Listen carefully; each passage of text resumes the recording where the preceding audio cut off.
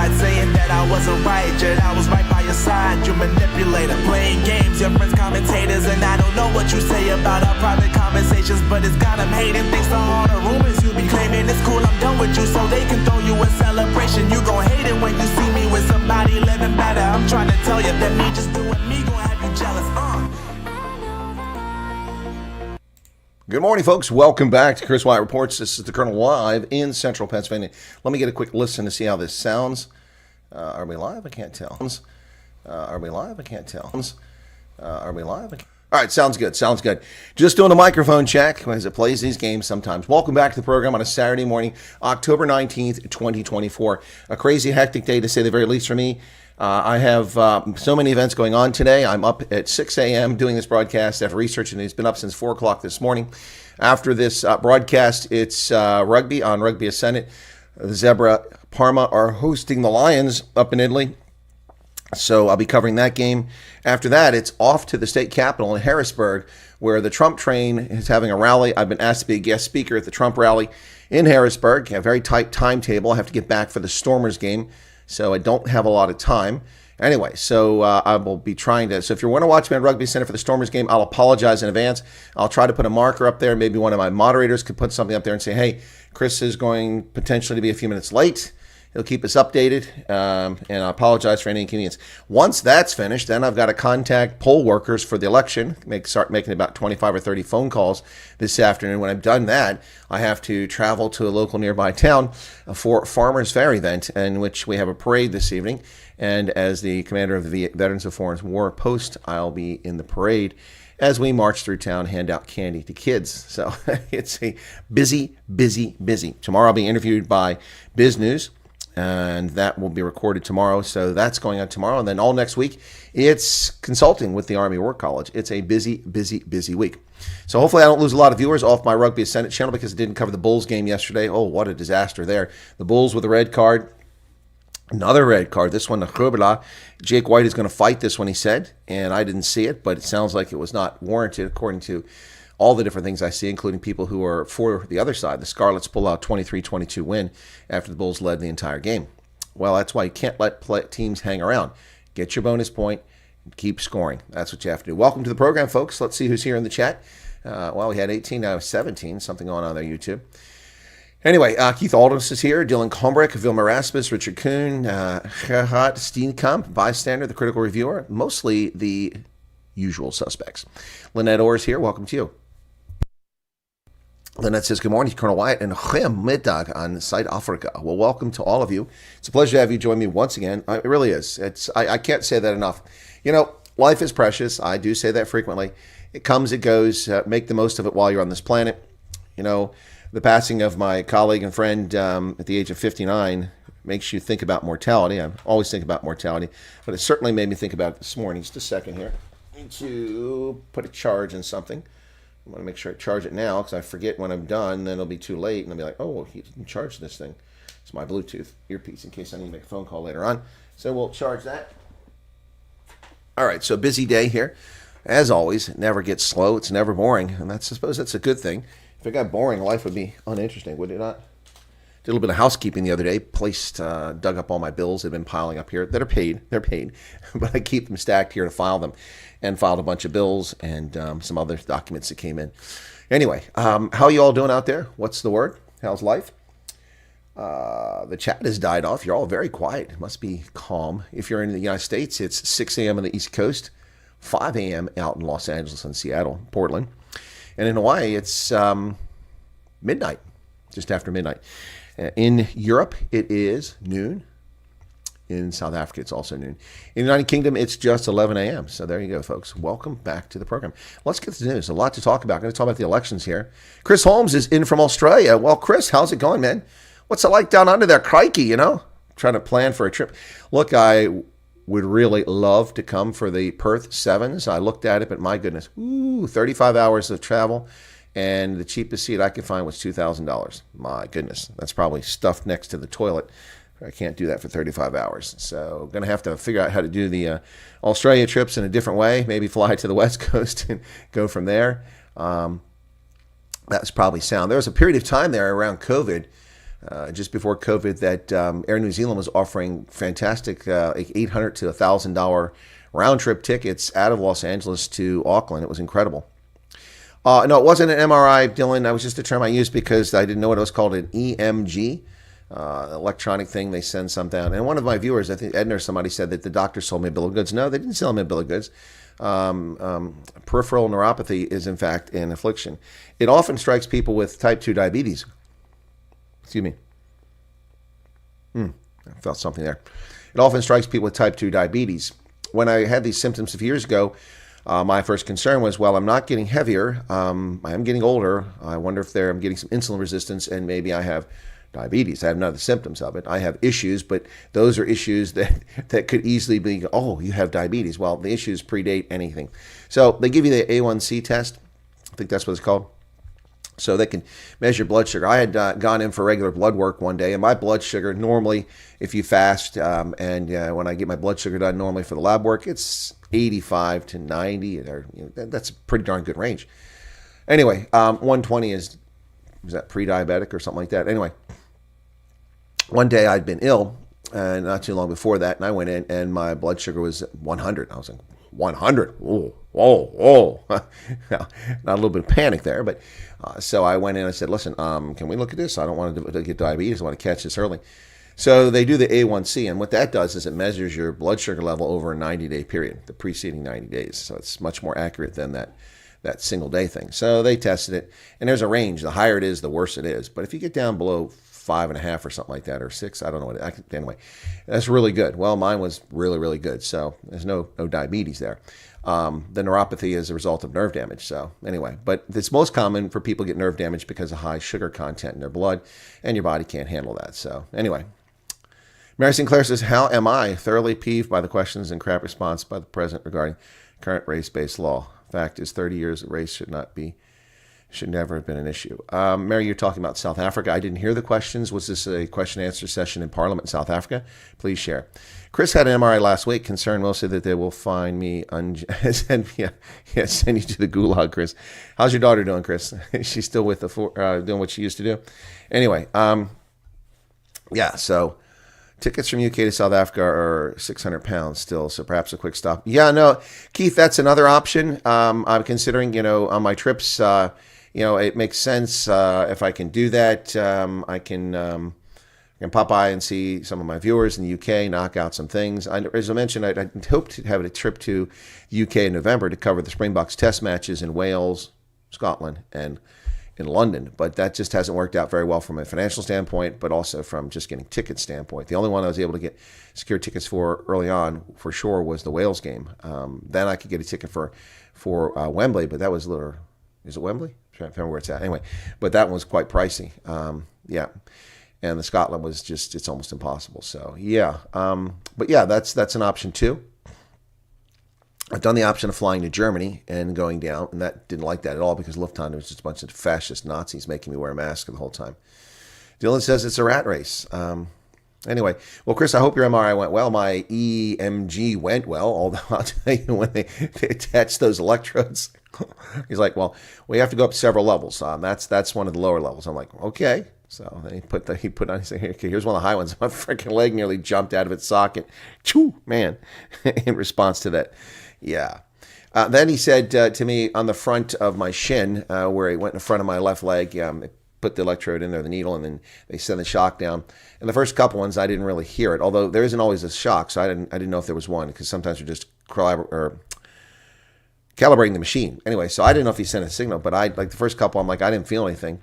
And he said, yeah, no, that's most people, that nerve dies when they turn 65. I'm like, that nerve dies? What?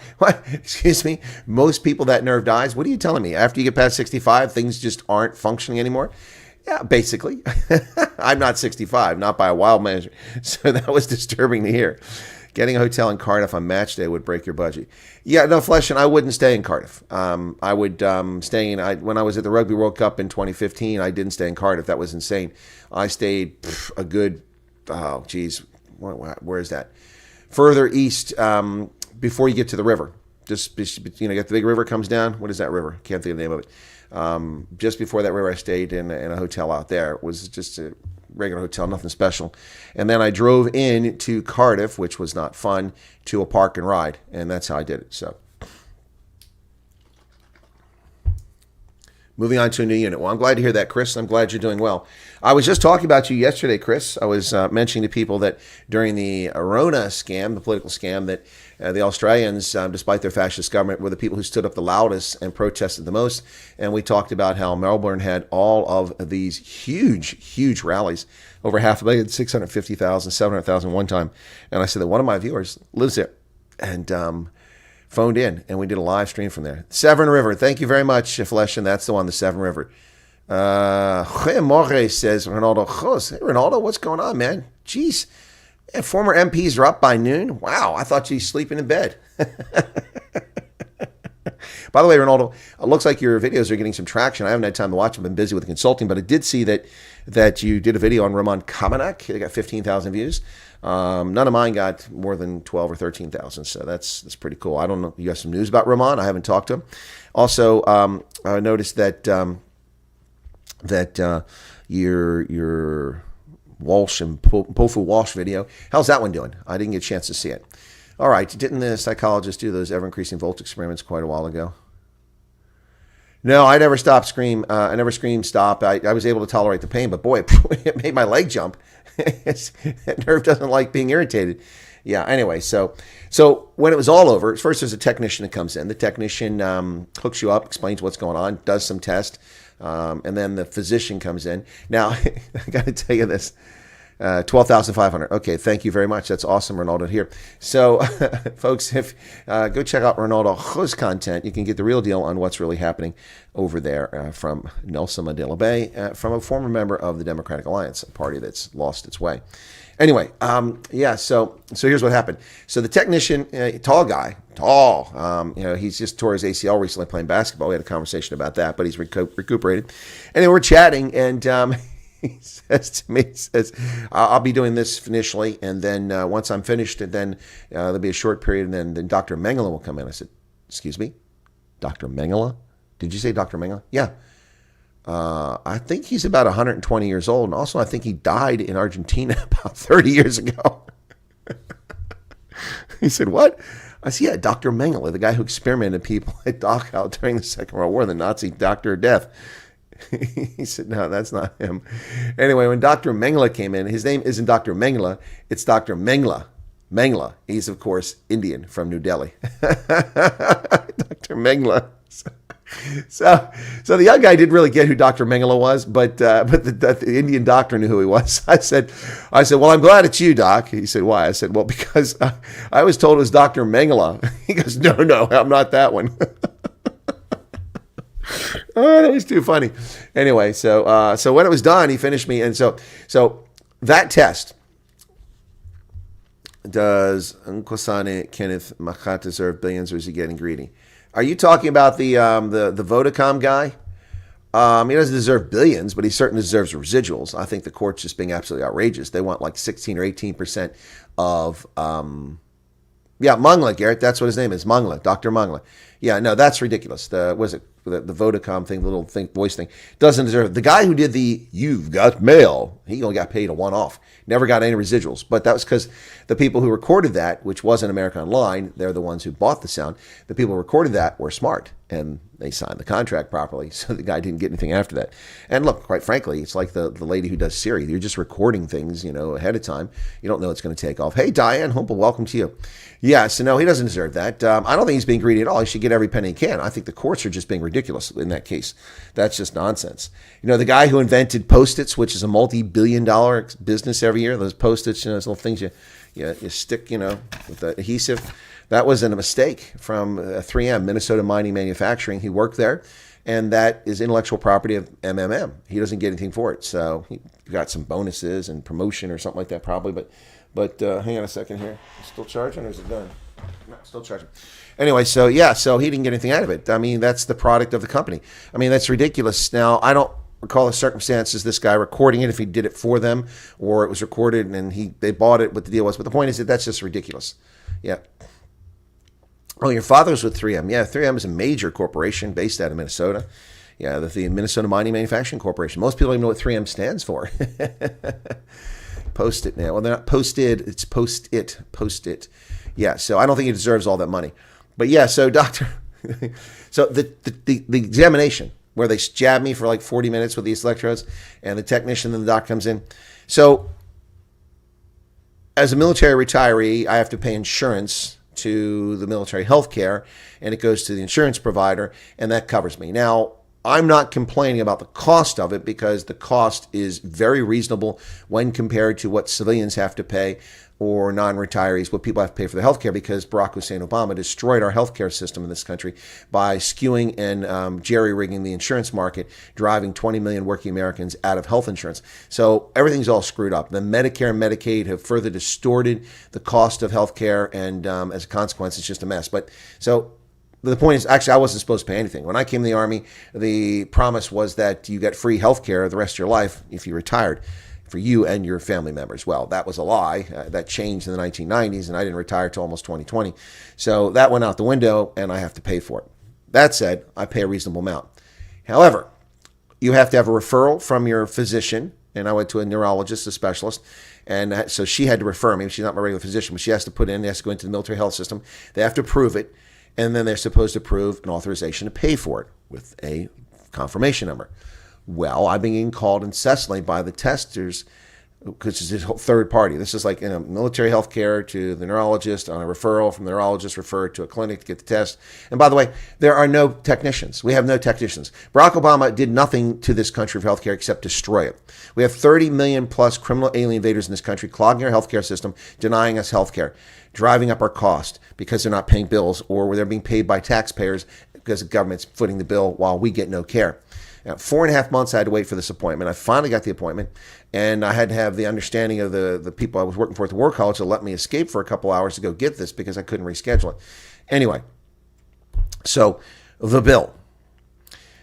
I got there after, and I brought the referral with me, and the lady said, "You don't have a referral." I said, "Ma'am, I do. Here it is." She goes, "That's not the referral." I said, "It is." She said, "Well, it hasn't been approved for payment." I said, "Ma'am, it says right here, reviewed and approved on this date in July." She said, "Yeah, no, that's the approval that you can come see for the test, but we have to have the confirmation for payment." I said, "Well, okay."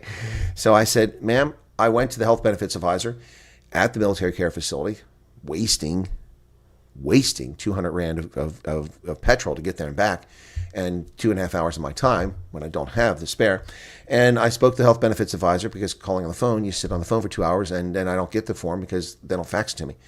So I spoke to the lady. She found the referral. She said it was faxed in July. She faxed it again 10 days ago, and they confirmed that it arrived at your fax machine. And so the lady said, "Let me look around here." So she started shuffling some papers around, and she got up, walked over to the fax machine, and brought a stack of papers back. She goes, "Yeah, you do have a referral." Like, seriously? So they made me sign a piece of paper about if my insurance doesn't pay, I have to pay for it. This is the bottom line with all of that. The bill, $867 for a 40-minute examination that I had to wait 4.5 months for. 867. So that's what, 15,000 rand. 867. So that's 600 pounds. 600 pounds, Fleshin, for a 15-minute examination. That's absolutely insane. So my copay will be $37, thankfully. And then the insurance provider won't authorize that amount. They're never going to get that amount of money. They're probably authorized like $300 and pay them $170, and then I pay my $37. So yeah, and because other people, because they don't pay that, then other clients have to pick up the difference. It's terrible. Cannibal warlords of Liberia. Do you have any knowledge? Well, I have no experience. I don't eat people, and I've never been eaten, so I don't have experience with it, Redeem. But yes, I'm familiar with what you're talking about. Yes, there were people who were cannibals during the conflict in Liberia, if you're talking about the conflict that ended in 2005. It's true. Actually have met some of the people purportedly who did it. So, yeah. Reiser is so sick of Ronaldo being attacked unfairly by meeting government. All the double standards. Yeah, well, what about Donald Trump? You know? What about so many other folks? Yeah, it's terrible. But yes, it's right. Dawn Leipold. Hey, Dawn, I actually have a nephew whose name is Leipold, but it's spelled differently. Leipold. Leipold, yep. My dad was 3M. Okay, got that. And, yeah, It's a lot for someone who's paid his dues for his country. Yeah, well, I think so. 36 and a half years, multiple combat tours. Yeah. MRI scan with contrast cost me 43,000 Rand. It's 45 minutes. 43,000 Rand. Okay, so 19,000 Rand is $100 is 43,000 Rand. Good God. Is that right? People are telling me it's going to be cheaper in South Africa, but let me just do that. This can't be right, can it? 43,000 divided by 19. That's like $2,000. That's $2,200. Good Lord. Yes, Roger, Trump can be the man to get things done, and hopefully it'll happen. By the way, so I'll be heading to that Trump rally. They asked me to speak, but then I didn't really get the message till late, so they're going to hopefully shuffle some things around because I don't want to be late for the Stormers game. With only 2 games on the tap this weekend, I'm not going to be able to get a big audience on Rugby Senate, so we got to keep momentum going over there. Obama got gender... Slippery pickle. Not going to finish that. You met them. Yes, I met and came in contact with a couple people who purportedly did it. I don't know that they actually did it, but yes. No, I also sat from here right across from Prince Johnson, who was the man who had Samuel Doe's testicles removed and then tortured and executed him. He didn't do it personally. He had people do it in front of him. Yeah, he's a sitting senator from Liberia, Prince Johnson. Yeah, unrelated, another person named Prince Johnson was a lieutenant, became the commander of the Armed Force Library, and then eventually the Minister of Defense, and then resigned from that. But Prince Johnson is a guy who, when I first arrived in Liberia, they wanted to kick him out of the Army. And so we had something called the Joint Personnel Board that was comprised of the counselor, a lawyer from the law school, Counselor Jala, the Minister of Defense, Brownie Samakai, and myself. So there are 3 votes on it. And we decided, approved all the people coming into the program, did disciplinary actions after hearing investigations and evidence presented. Well, in this case, the minister was hard set on kicking him out. The lawyer was much more reserved, didn't think it was fair to kick him out. What happened was that he had requested leave. Now, the procedures for the new army had not been set. The regulations hadn't been put in place. There were no leaders. The soldiers were reporting to contractors that worked for the U.S. government every day for formation and for duty. And he got to his unit, and he was engaged to a Swedish aid worker. Anyway, she came there, they knocked boots, and they got engaged, and he wanted to marry her. Well, he asked for leave. And then he asked for it again, sent a letter in. And after 2 or 3 months of no one answering his questions, he just got on a plane and flew to Sweden and got married. Well, I arrived around that time. He came back, and they wanted to kick him out because he went AWOL. Well, he didn't go AWOL. The systems weren't in place, and it's hardly fair to punish the guy. It was wrong of him to do that, but it was hardly fair to punish him and kick him out when he was promising sort of guy. And he was promising. He wound up being the commander of the military and then later defense secretary. So, in your opinion, can Trump trust the security they see? No, I don't think you can trust the security. I'd hire for G4S or former Mossad guys to be my security guys. Librarian Army accepts everyone, even 10-year-olds. No, that's not true, Slippery Pickle. I don't know where you got that from. The Librarian Army does not accept 10-year-olds. The Armed Forces of Liberia is a professional military that I rebuilt, along with a team of 750 people that work for me, to the tune of $254 million in the the mid part of the aught decade, so about 15 years ago. They do not accept 10-year-olds. They must be high school graduates or equivalents by taking the Economic Community of West African States educational test. If they're high school graduate equivalent, under Charles Taylor. Yeah, no, Slippery Pickle, yeah, but be careful. Your statement doesn't say that. It says accepts. Accepts is current, present tense. All right, so let's be clear about that. You got to be, words matter, folks. Words matter, all right? Anyway, by the way, what was with Tercia Basson yesterday? Is she one of the refugees from the eucalyptus tea drinkers down under? Coming in yesterday and saying, I thought by now you would have seen through Trump's BS. I'm like, what? I was asked a question by someone yesterday. I don't know if it was a Radine or somebody asked me a question. What do I think Trump's chances of winning are? I said, well, this is what I think they are.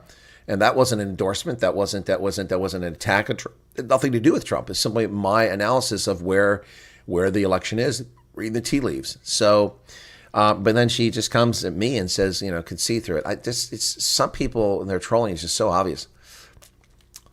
One became a preacher. Some became members of government. So, look, Liberia Civil War was what happens when you have a corrupt government, you have inept checks and balances, and you allow things to happen. Speaking of corrupt governments, inept checks and balances, and things happening. Let's talk about South Africa.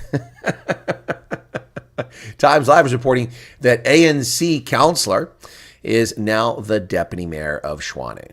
Do I think Elon? Yes, he is helping Trump's campaign immensely. Yep, he's not the only one. So is Tulsi Gabbard. Robert Kennedy Jr. is helping out immensely. And people are abandoning Kamala Harris in droves. Folks, you need to subscribe to my other channel at Real Chris Wyatt. REAL, as in the genuine article, Real Chris Wyatt. That's the original channel. Please subscribe to that and then ring the bell for updates. And make sure you stay subscribed to that. So I talked to my little sister yesterday, called and checked to see how she's doing. And she didn't even know my channel was back because she's never received a notification from my original channel. Well, she had notifications, but of course they took that off when I was off air and they hide my content. So that's where I'm talking about politics. You'll hear me talk about Trump, about Harris, about Biden, about the election, about everything possible. So please check out that channel. All right. So ANC leader in Tshwane, Eugene Modise, has been elected the deputy mayor of that troubled municipality. This is a guy who just recently lost his mind and wants to sue the Democratic Alliance for claiming that he didn't pay his bill for 600,000 Rand. Now, my question to this cat in the hat is, how do you have a 600,000 Rand debt to the municipality? Well, apparently he's a landlord. He owns some sort of property and has tenants, and they didn't pay their rates, and so the bill fell to him. I guess that's how it works. Anyway, to the tune of almost $32,000. He claims he paid the bill 3 months ago. The DA didn't bother to mention a time frame. And my question is, why is the DA even bringing this up? The guy's being sworn in as the deputy mayor or being voted on as deputy mayor, and they want to bring this up. Did he actually pay the bill 3 months ago? If he did, then the DA is not doing a very good job doing the research. The DA also promised to have a groundbreaking expose to tell us all about Panyaza Lesufi, exposing him for corruption. That was, 3 days ago? Where is that at? Has anybody seen that? I haven't found that yet. I haven't gone to the DA's site, but I've been looking at the news. No reporting on it whatsoever. So, once again, what is going on with the Democratic Alliance? I'd ask Ronaldo, but he's not a member, so he can't help us. Louis Farrakhan has just endorsed Trump. What? What? No. Are you serious? Well, I don't think we need that endorsement, but for Donald Trump, but wow. Wow. That guy's a wackadoodle. Where is this coming from? Unless he did it on his social media, it's not in the news. It's not in the news. Yes, that's correct, Ronaldo. They want to stay in the government of national unity. That's what it all comes down to. Listen, folks, black men, Hispanics, unions, the core constituency of the Democratic Alliance, gays, white men abandoning Kamala Harris. I'll get back to South Africa because we've got to talk about this now. But guys, the best comment, the funniest line I've ever heard at the Al Smith charity dinner. That's from Alfred Smith, well-known Catholic from New York City. They do this fundraiser every year. And it's done in presidential years, and then the presidential candidates traditionally go to it, and they do some, lighthearted barbs at each other, kind of a roast. Well, last night, Trump was ragging all over Chucky Schumer, the Crypt Keeper. Did you see Schumer? It looked like his head was too big. His head was like hanging there, like it was like a caricature, like one of those like South Park scenes, like. And so his head was like this. It was too big for his body. His head was like he looked like something from a cartoon. Anyway, so Trump was ragging on him, and when he got done talking about Chucky Schumer, he said, "Have you heard about these white dudes for Harris? Look, I don't have their vote, but it's okay because white dudes for Harris, all their wives and their wives' lovers are voting for me." Oh, dear God. Need to be more X-centric, more Snap News reports. No, I disagree, Chris. X censors my channel. X censors me. I have been on Twitter since 2006 with the account I'm using now. I was on there before that when it first came up. I've been on there forever. I don't have 2,000 subscribers. The amount of time and energy I put into Twitter gets no reward whatsoever. I report on everything under the sun. I do short videos. I do news reports. I do analysis. It does not matter. Twitter hides my content. So, I mean, what's the point of doing it? That's why I don't put much energy into Rumble, because Rumble doesn't promote anything. It's useless. If you're famous, they promote you. If you're not, you're screwed. But thank you for the advice. I tried. to put time into. It's like TikTok. Ronaldo's like, TikTok, TikTok, TikTok. I had a TikTok account because I'm an early adopter of virtually everything as a, Inspector Gadget kind of IT guy. So I had a TikTok account from the outset, and I didn't do much with it because I thought it was for like 12-year-old kids to dance around like fools. Anyway, Ronaldo said, hey, it's a great platform. I'm getting a lot of traction on it. So I gave it another shot. Nothing happened. 6 months, nothing happened. Doing videos, waste of my time. 200 views, that's a waste of my time on TikTok. And the purpose for going to TikTok was to draw a younger audience in who are going to TikTok to get them to see my content and come. So I broke through briefly on TikTok, but TikTok is a fraudulent platform. It's dishonest, and I'll explain why. I have been getting notifications every month that my channel has grown. Yet since March of last year, so a year and a half now, I have been stuck at 12,700 subscribers. It doesn't matter how many people subscribe to my channel, that number doesn't move. Now, it's beyond impossible that just the same number of people join as those who leave, so I stay exactly at 12,700. That's just ridiculous. Either the channel will decline because it's poor content, people leave it, or it will grow. But it won't stay stagnant when people are coming in. Now, if I had no new subscribers, that's possible. But every month, I get notifications of a couple hundred more subscribers or more or followers, and they're not there. It's a fraudulent platform. Anyway, so they've obviously put the kibosh on me. I was live streaming on TikTok, and I got just disconnected. No explanation. They removed my video. I didn't say anything. I didn't do anything. Just somebody didn't like the fact that I mentioned China, and I was taken down. And so it's just, you can't trust the platform. There are some good content on there. I like the older millennial. I like Quick Thoughts and Lady J. Those are all really good accounts. But yeah, it's just, anyway, so with TikTok, I had 340 subscribers, mostly viewers of my channel here who went to TikTok to support me and got almost no views.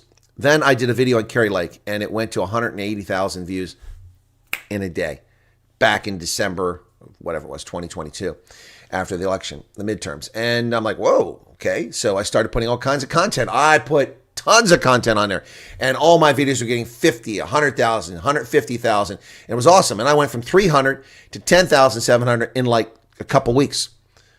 And I kept putting the videos on there, and then nobody's watching them again. They're just as good as the previous ones, but they weren't being promoted. And then by March, I was at 12,000. I took off again, got 12,000, and from there it hasn't gone anywhere. It's just a bogus platform. Anyway, yeah. Ban fruits and vegetables from Kazakhstan if they refuse to join Brics. Is that true? I don't know, Pablo Charlie. I haven't seen that. I'm going to talk about Brics today, but that's not a subject that I saw any news on. Yeah, I didn't see Louis Farrakhan doing that during, but it'd be interesting to see that. But yeah, everybody's abandoning Kamala Harris with good reason. I like DA for most part, except lately they haven't got backbone. Not back Ronaldo when he's always fought for the DA. Correct. Well, more importantly, who cares whether Ronaldo's ever fought for the DA? That's not what's germane. What is germane is Ronaldo committed no offense. He committed no crime. He did nothing wrong. He did nothing egregious. The egregious activity was by the toilet paper of record. The toilet paper of record took and edited a video. Now, whether they edited it or not, I don't know. I'm not making any such claim, and I'm not implying that they did. What I do know is that they took an altered video, they refused to share it with Ronaldo, and ran a story rushing to judgment as if the story mattered. It didn't. That story is no more newsworthy today than it was then. That story could have waited today to broke. But the corrupt legacy media want clicks. And they also want to destroy the white party of the Democratic Alliance. Never mind the fact the party's leadership was all black at one point and led it into electoral defeat. Anyway, yeah. And also never mind the fact that the Democratic Alliance is 1/3 white, 1/3 black, 1/3 colored amongst their voters. It's the most racially diverse party in all of South Africa. One of the most racially diverse parties on the planet. But that's an inconvenient fact we won't talk about. They're just a white party. Anyway, I thought that was P. Diddy, the white party.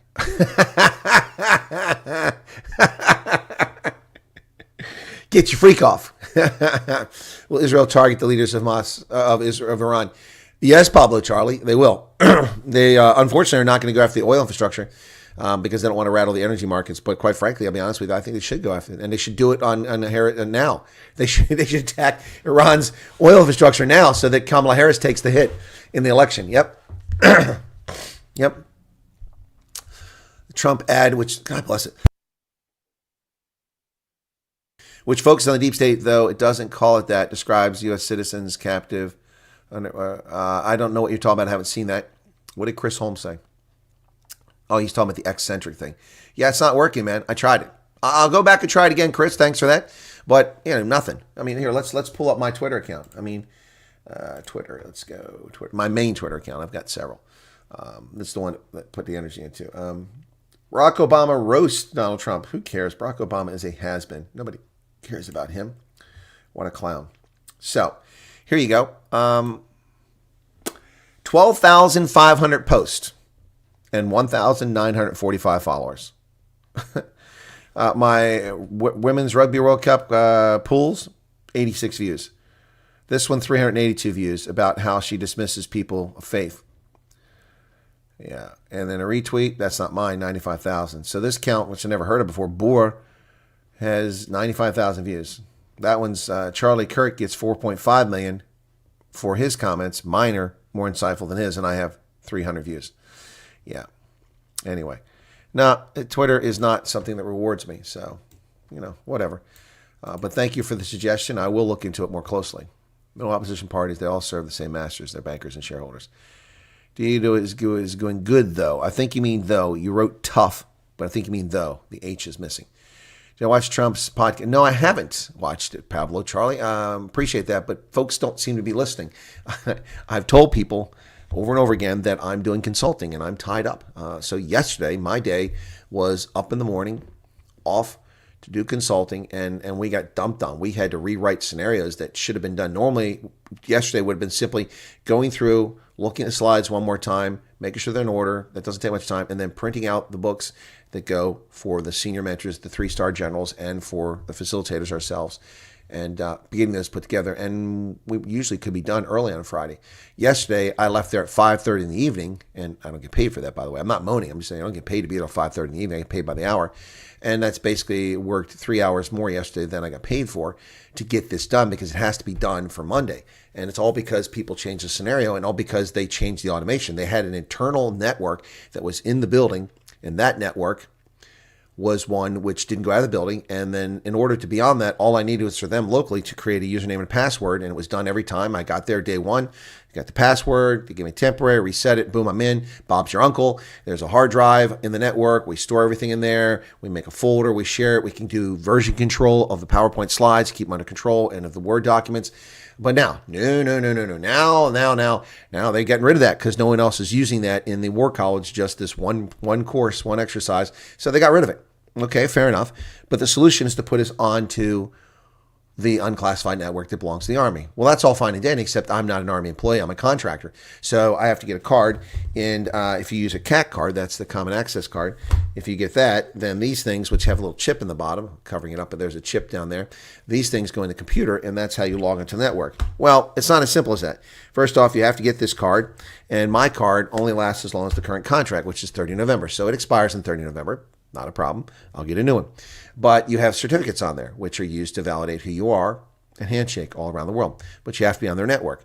I can also use that here at home by putting a CAC reader into my computer, going onto military websites, and access it that way. But if you don't use that card on a Department of Defense network internal, once every 30 days, your account is deactivated. So with this thing being activated, not only did I need the card, but I had to have an approval from here and approval from there. And then in order to use stuff on the network, so my account was turned on. I logged in. It wasn't the first 2 days. Monday was a holiday. Wasn't done by Monday. I went in on my own time, my own petrol, over a week ago, drove into the place, filled out the paperwork to get it reinstated because the account that I had in August was turned off. It disappeared. So I had everything in August. Now I didn't have it. So I come back in. I did it on my own time, took care of it, and I come to work this week. Monday was a holiday, so we lost a day. Tuesday, no account. Wednesday, no account till the afternoon. So I lost 2 days there, 3 days this week. So finally get in, and then I go to access Microsoft, and I can't see any apps because it's all thin client. It's run off a server, and I can't access it unless I go to the Microsoft site. Well, I don't have a license. Fortunately, I figured that out, walked to a different building on the other side of the place, and then I went down and said, please turn the license on for them. They did, came back, that worked. But then everything wanted to open up in a web browser. Well, okay, they're using SharePoint. Well, that's a shared drive in the cloud, but I can't access it. Then they gave me access, but it was only limited access. I could create folders, but I couldn't upload any documents to it. You can't make this stuff up. So the long story short is this went on and on all week, and in the end, did not get everything finished until 5:30 and still have work to do on Monday, but the key things that have to be done are okay. So I left at 5:30. My colleague from the radio program drove down from New York yesterday. We need to coordinate for today's rally and talk about what's going on, if I'm going to speak or not, because I'm not going to speak, then I'm not going to go. I would cover the Sharks game, but they're going to have me speaking. So I had to go. We met last night, working dinner, and then I came back. I had to go to the VFW to sort some things out, make sure the float was put together for the parade for tonight for the Farmers Fair. Did that, and I got home last night about 9 o'clock. Got something to eat. Laid down, fell asleep, woke up at 4 o'clock, got up, researched the news, started doing this stream. We'll end this stream in about 30 minutes, and then I will have a 15-minute break as I throw on my Lions jersey, and I cover Zebra Lion. Do that for 2 hours. When that's done, I drive to Harrisburg, park, walk a long distance because there's no parking near the Capitol building because it's blocked off. Then be there for the speech, leave, come straight back here, finish that. When I've done that, then I go to the local store and buy some little pails to put candy in, because in the parade we toss candy to kids. And then I've got to start calling people for the election, and when I've done that, I've got to go in because they block the streets off and spend extra hours, and that's just kind of how it goes.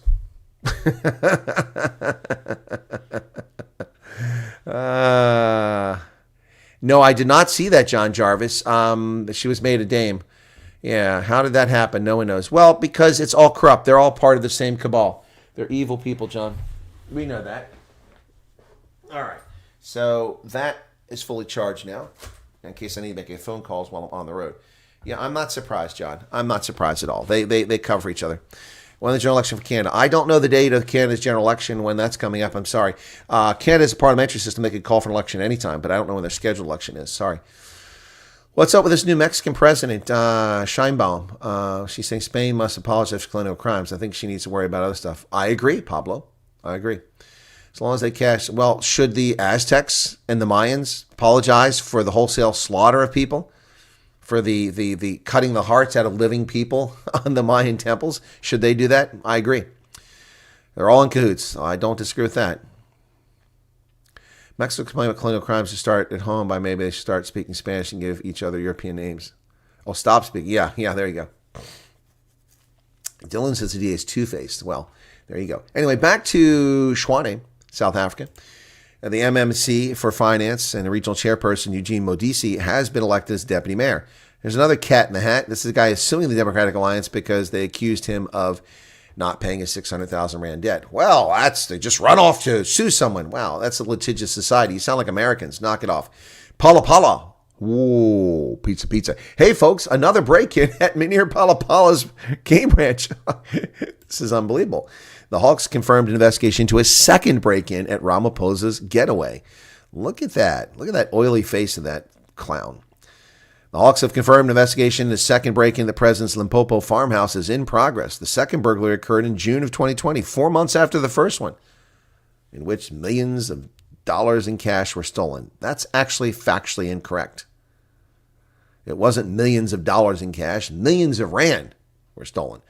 $580,000, not millions, were stolen. So Propaganda 24 gets the facts wrong. Do they have editors at this newspaper? Do they really? I mean, I'm not in South Africa, and I caught that error just by reading it for the first time right there. Director for Priority Crimes, also known as the Chicken Hawks, has confirmed that investigation into the second break-in took place. Yep. Anyway, wow, that's crazy. So how did they break into Ramaphosa's house the second time? Which, by the way, also wasn't reported by the South African Police Service. So once again, someone's lying. Burglars broke into Ramaphosa's Pala Pala farmhouse for a second time. How'd they do it? Well, I don't know. News 24 claims they can exclusively reveal a second burglary occurred, and at least two men whose identities are unknown gained access to the house on the Limpopo farm, where just months before stacks of dollars were sealed and bound were taken. On June 7th, 2020, the police guard stationed at the president's Pala Pala ranch noticed an open door at the residence and suspected a breach. After checking with staff on site and inspecting the premises, police recorded that no forced entry and nothing from the property had been stolen. However, the National Prosecuting Authority confirmed 3 dockets had been registered after our former spy boss Arthur Frazier had lifted the lid on a 2020 burglary theft, what he estimated to be $4 million. Except, where does that $4 million come from?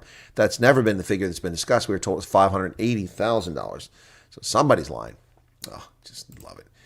Well, ladies and gentlemen, former ANC spokesperson charged with fraud begging to be allowed to come to the States to attend a concert, Ariana Grande concert, I think it is. 7 suspects, including local government officials and a former ANC spokesman, have been charged with fraud. The defendants appeared in court following an investigation to a 27 million rand tender. 5 years ago, the provincial government of Gauteng signed a contract with a company named Enviro Mobi for waste management. Yep. Did not disclose they had links with ex-ANC spokesperson Pule Mabe, who was an MP at the time. The ANC and corruption. Saying ain't so, Joe. Yeah, well, Pule Mabe has apparently announced he's stepping down from the ANC's National Executive Committee after being arrested for fraud. Mabe and his wife and other accused individuals appeared at the Palm Ridge Specialized Commercial Crimes Court. Boy, that's a long mouthful there. Palm Ridge Specialized Commercial Crimes Court. And they were granted 30,000 rand bail. Case is postponed until next year. Isn't that convenient? My goodness. My goodness. Well, so another corrupt ANC member. Well, folks, South African farmers are still upset about the bans on their produce in neighboring Botswana and Namibia, whose protectionism violates Southern African Customs Union rules and SADC rules. So they are not in harmony with agreements. They're out of alignment and in discord with agreements they've reached, both parties. Namibia and Botswana have sparked debate within the agricultural sector by imposing prolonged ban on imported citrus and vegetables from South Africa, a move that critics argue goes against numerous principles in regional trade agreements, which I just said. Yep. In the country's record agricultural exports, 13.2 billion in 2023. Africa accounted 40% of South Africa's export market for agriculture. But Botswana and Namibia, both members of SACU, encouraging free trade, that bloc which encourages free trade, import a lot of produce from South Africa, but implemented a ban on South African vegetables in December of 2021. Now they're extending the ban. Pure protectionism. Pure protectionism. Well, South Africa has started a diplomatic row. Wow. After demanding that Taiwan move its office out of Pretoria. Taiwan is threatening retaliation if it's forced to move its office from Pretoria, say Taiwanese media outlets, as sources claim the South African government is acting under pressure from China. The South African government is provoking a damaging row with Taiwan by demanding the government move its office from Pretoria. Taiwan is resisting the pressure and threatening retaliation, including suspending educational exchanges, tightening up visas for South Africans, and demanding that South Africa move its office in Taiwan out of the capital, Taipei. Okay, so in order to please their Chinese masters who they're busy performing fellatio on, ANC bootlickers are demanding that Taiwan move its diplomatic office out of the capital while they retain their diplomatic office in Taipei's capital. China. Hey, ladies and gentlemen, prison is meant to be a deterrent to crime, particularly violent crime. You put someone in jail for life. That's why we have the death penalty as a deterrence to prevent people from doing stupid things. But when you give farcical sentences to people, nothing is learned. It shows you how cheap life is. 5 years after murdering someone. That's all this guy got. 5 years. Why? Because he's a youth. It's not acceptable. Not acceptable. Life is worth more than that. 5 years from murder. What does this tell other high school students who have a beef or an argument with one of their classmates? They can murder someone and they'll be out before lunchtime. The High Court review confirmed sentence for the teen killer. Jaden Glazer, 15, was stabbed and killed by Riley Naidu 2 years ago after an arranged fistfight following school. Naidu was sentenced to just 5 years for the murder of the by the Pinetown Magistrates Court. As procedure in cases involving child offenders, the matter was sent to the Durban High Court for automatic review, but it decided the sentence should remain unchanged.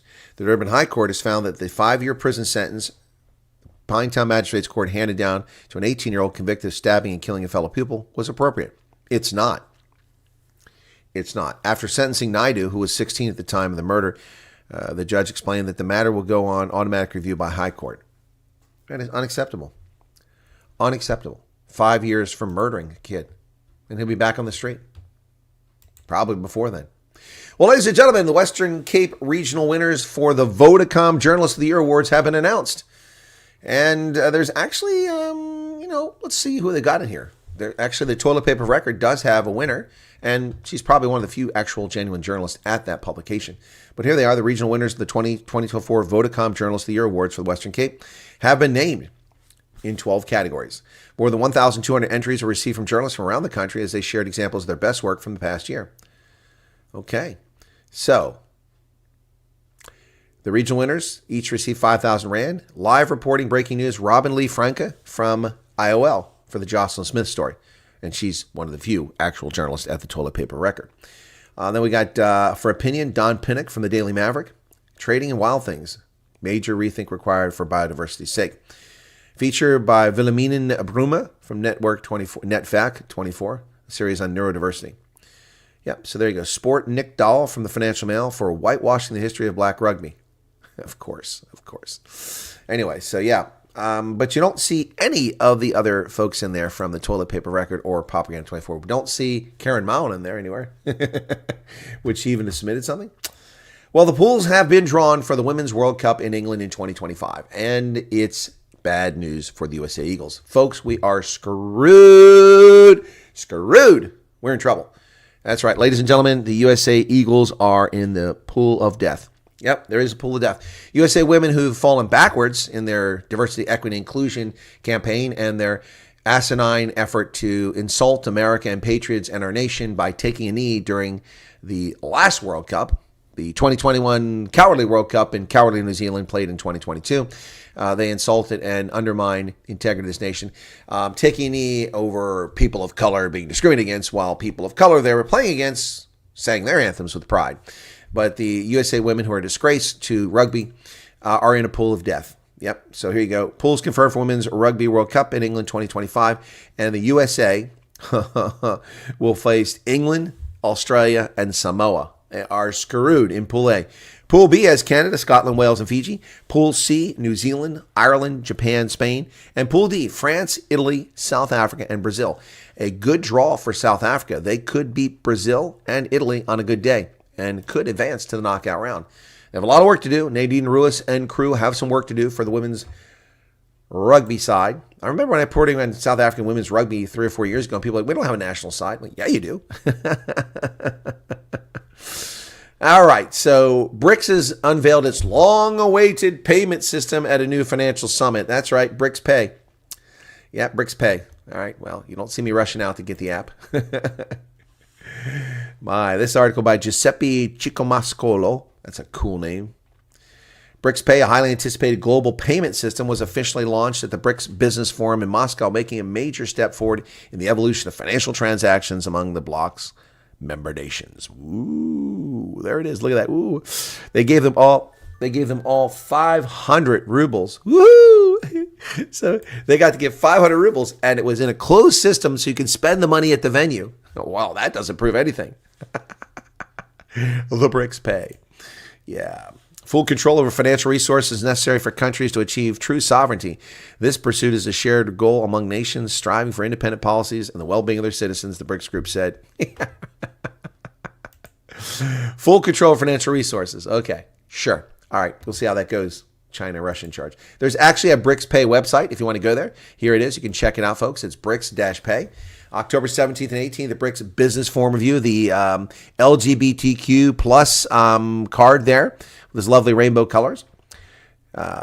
So find a card with a one-time QR code, link it to the Brics Pay app, and receive 500 rubles for purchases at stores labeled with Brics Pay. Yep. So the Brics claim that they cover 34% of the Earth's surface. They have 37% of the world's GDP, 25% of its export, 45% of the world's population, 39% of industrial production, and produce 44% of the world's wheat. Yeah, and they're all fascist totalitarian countries with the exception of India.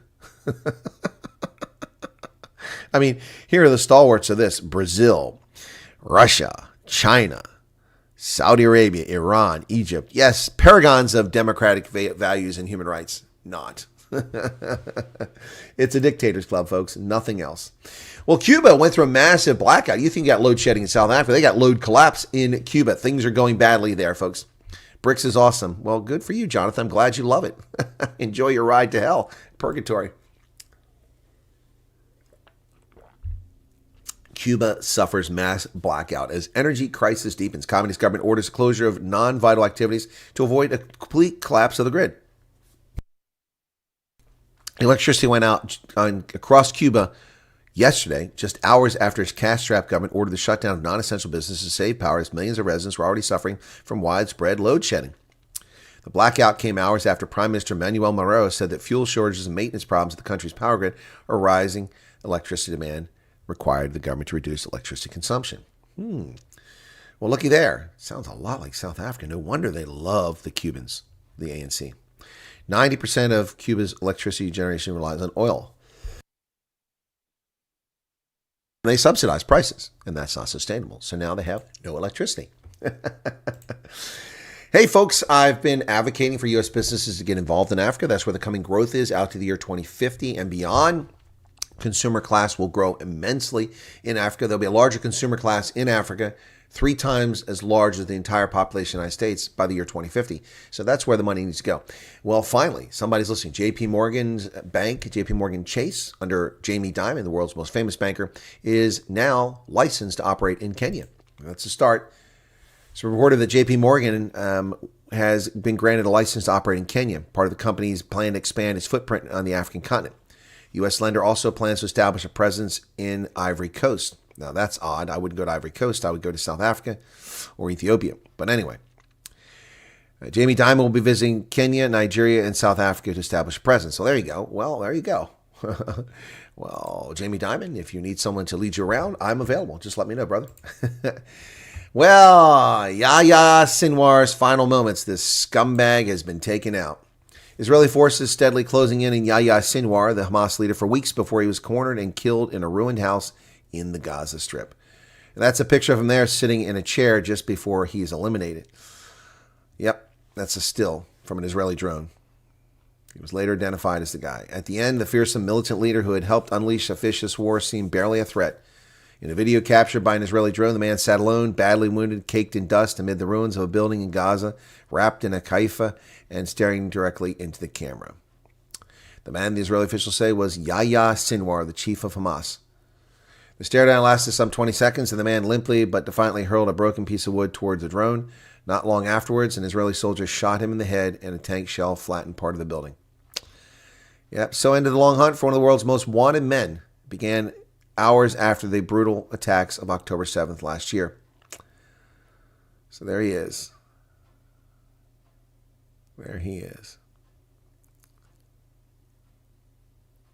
He was found by happenstance by a group of troops on a routine patrol. Israeli forces spent weeks scouring the neighborhood based on intelligence. Senior Hamas officials were hiding there, possibly with Israeli hostages. He died above ground just a few hundred meters from a tunnel complex where he'd been hiding this summer. The same place where 6 Israeli hostages were killed in late August. Wow. So Sinwar is gone. Good riddance. And I hope he rots in hell. Well, Lloyd Austin is making a commitment that he has no authority to make whatsoever. Lloyd Austin is not the President of the United States. He's not the Senate. He does not ratify treaties. He is the Secretary of Defense and not exactly one of note. But General Lloyd Austin has said that the U.S. and NATO reaffirm the long-term commitment to the grifter-in-chief in Ukraine. He has no authority to do such things. Secretary of Defense Lloyd Austin reaffirmed U.S. and NATO's long-term commitment to a free and sovereign Ukraine while speaking at a press conference one day after a defense ministerial meeting that addressed Ukraine's ongoing conflict with Russia. Russia, Ukraine are not treaty partners for NATO, and we have no right to do that. Anyway. Well, ladies and gentlemen, the Tennessee Star and other places have reported. This was on LinkedIn, but it's since been removed. I cannot find the woman's account. But a member of the Labour Party in the United Kingdom has posted on LinkedIn, which has subsequently been removed, that she and 100 volunteers are coming to interfere with U.S. elections. Look, it's one thing to be an election observer. That's not what they're doing. They're coming here from the United Kingdom illegally to interfere with our elections and campaign on behalf of Kamala Harris. Go back to the UK.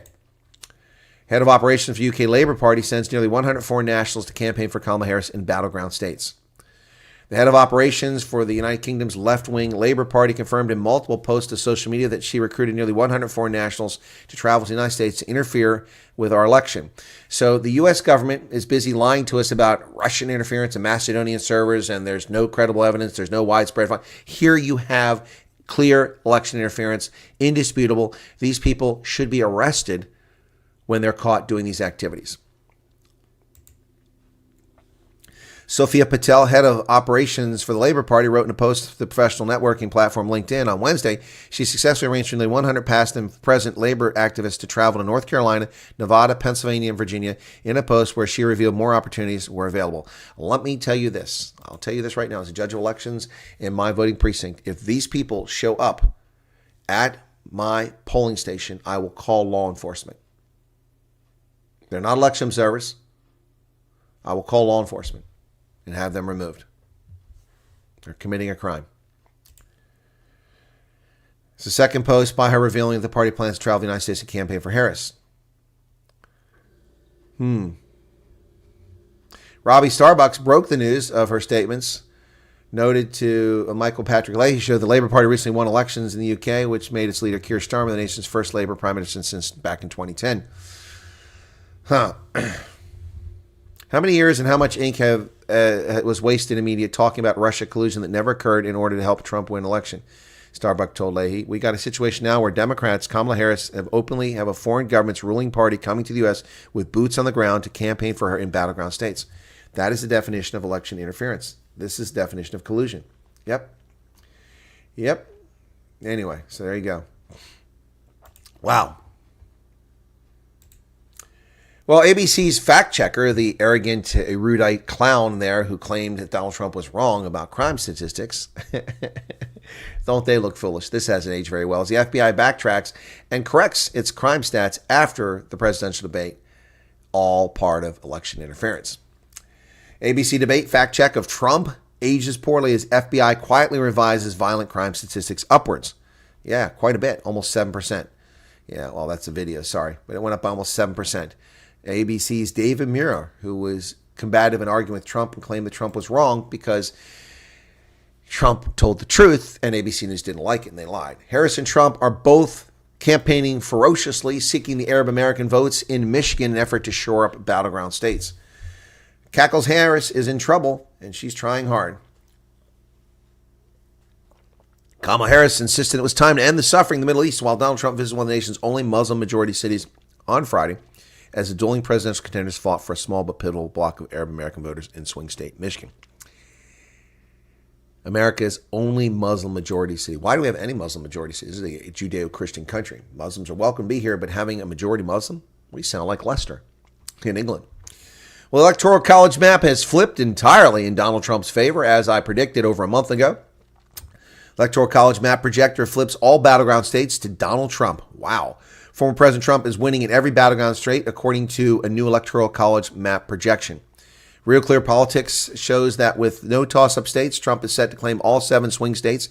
It comes after Wisconsin had previously been leading, Harris had been leading there since the beginning of August, flipped Republican.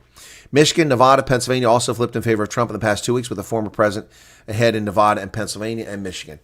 Wow, he'd already been ahead in Arizona, Georgia, North Carolina since September. So she is in trouble. Trouble, folks. Yeah, Cackles Harris is in deep kimchi here and at risk of losing this election. But anything can happen. Barry Obama's out on the campaign trail trying to mock Donald Trump. Barry Obama, like anybody cares what he has to say. While campaigning for Kamala Harris, former President Barack Obama sharpens his attacks on his successor, casting the Republican nominee as a huckster who lacks the mental fitness to lead the nation.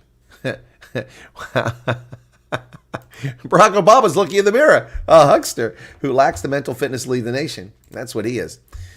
You stole the election. Nervous volunteers on the front lines of conspiracies. BBC, the voice of propaganda, the British Broadcasting Corporation, running stories trying to frighten people that America's in trouble.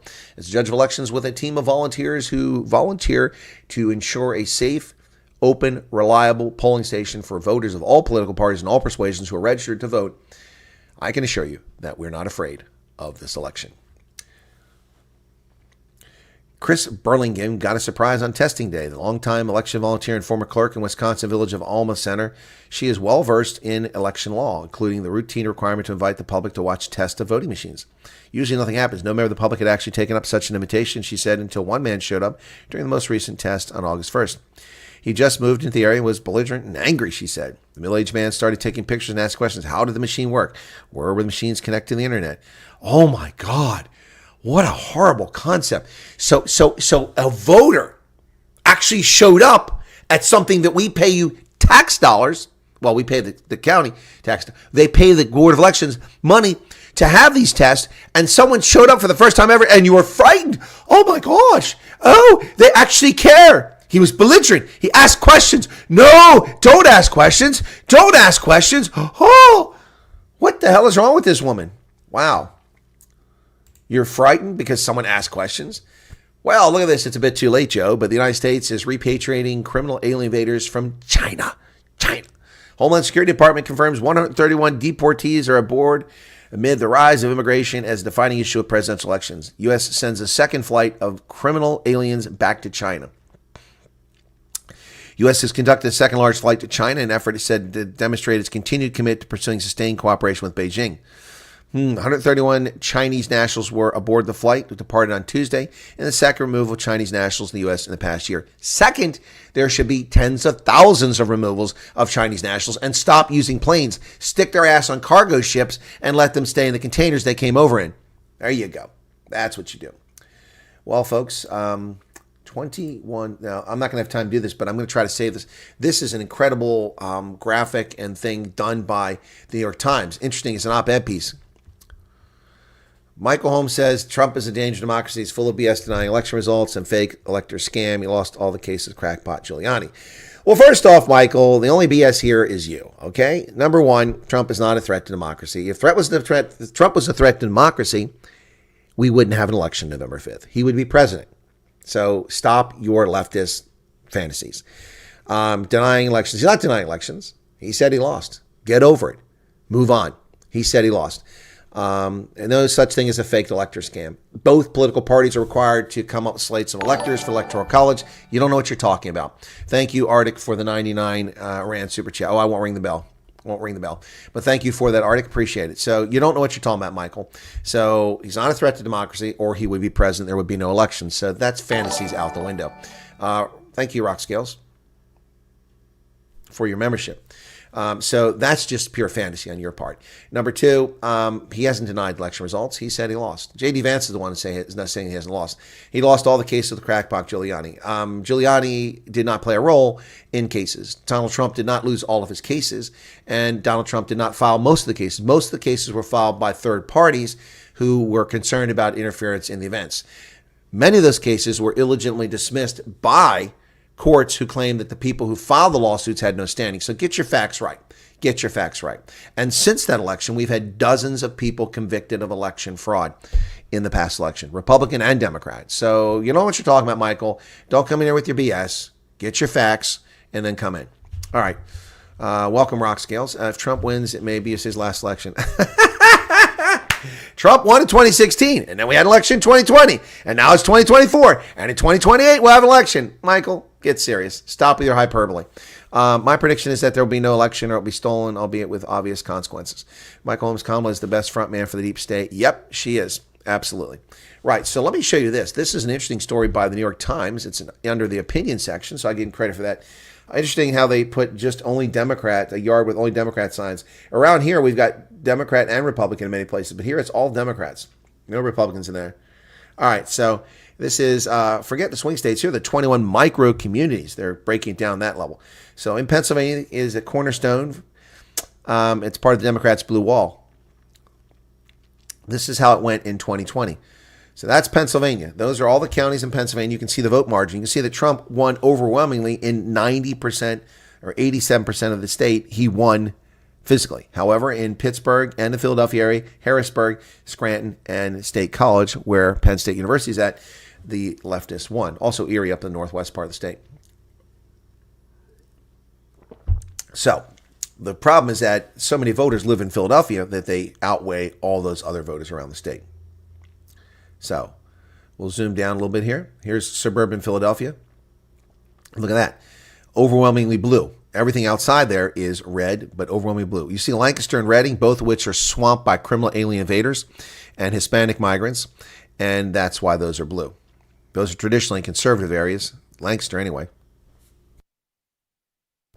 So you can see Philadelphia in blue. All right. So here are where black voters live in Philadelphia, and they're overwhelmingly in the past voted for Joe Biden. That's Joe Biden in 2020. 379,000 voters in this region and 75% are black.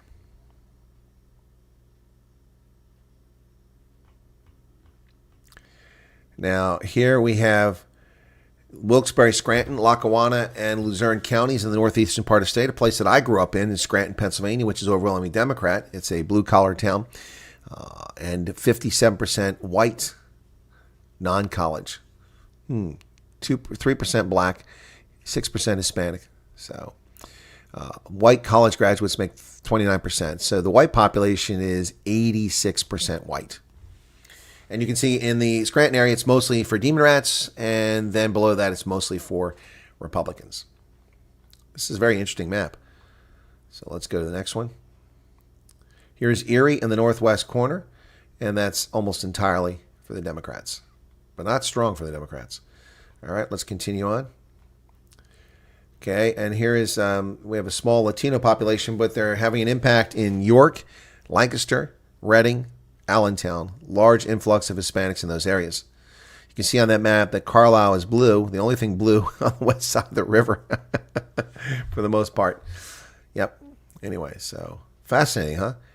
And then we go beyond Pennsylvania to Wisconsin. And so here's the area I live in, and this is the state's ultimate battleground. The population here is 85% white.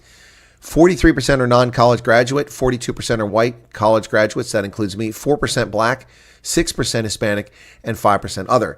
Now, Hispanics are a lot of them in Lancaster, a lot of them in York. Harrisburg is full of black folks, and that's why those blue colors come up there. But most people are white. And you can see the contrast with Philadelphia further to the east, all blue, and look how red it is here. Isn't that fascinating?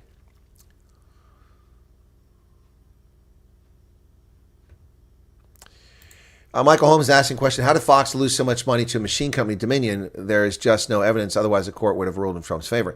Well, first off, what you're talking about is apples and oranges. They're completely unrelated. Dominion sued Fox over defamation. In other words, Fox, they claimed, irresponsibly, falsely reported things about them. And they won the case. That has nothing to do with Trump. Nothing to do with Trump. Nothing. So I don't know what you're talking about here. Michael, get your story straight.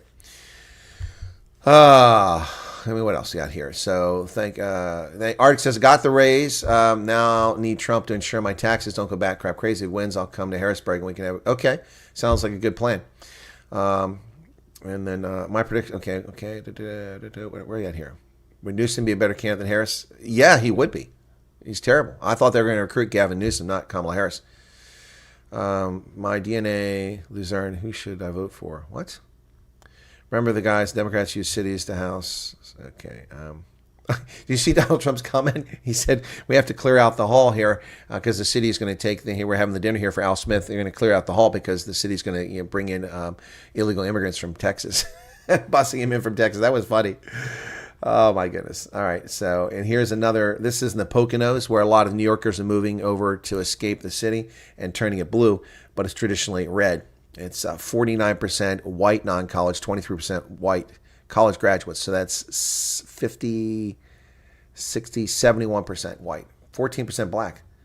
That's because of Stroudsburg. Anyway, so there you go. So that's pretty cool. Is there any more here? Then we go on to Wisconsin. I like that. It's a good graph. I'm going to use that for later on. Anyway, all right, folks, I'm going to have to wrap it up here. We got Rugby Ascendant coming up here shortly. I'm going to go ahead and give you a link to that. See if it'll take you there. Customization of this. And if you want to go there, I got to go get ready, put my jersey on, and prep for that. Hang on a second here. This is annoying. RUGBYASCA.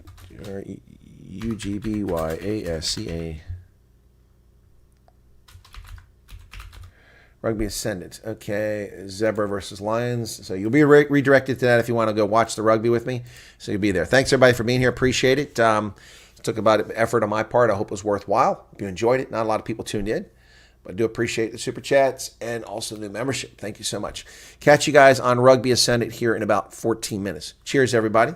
Thanks for being here. Have a good day. It's going to be a long one for me. All right. Kelvin Gilbert, welcome to you. You guys take care. All righty. Cheers.